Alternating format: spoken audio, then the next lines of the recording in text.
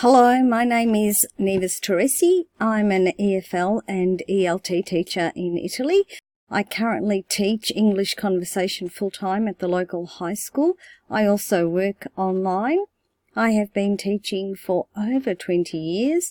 I have been following TEFL EVO sessions since 2012 as a participant, then as a moderator since 2013, then also as a presenter since 2015, specifically in the EVO teaching EFL to young learners.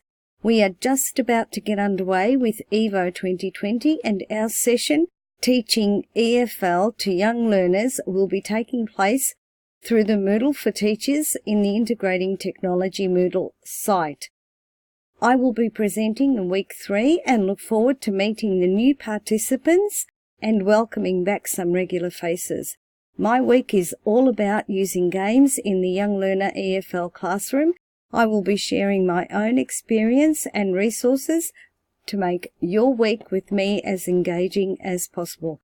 The aims of our session will provide participants with tools and resources to make their teaching of English as a foreign language to young learners towards motivating and engaging their learning in the classroom. With that said, do join us. Remember, it's free to join and registration opens up on January 5th. See you soon.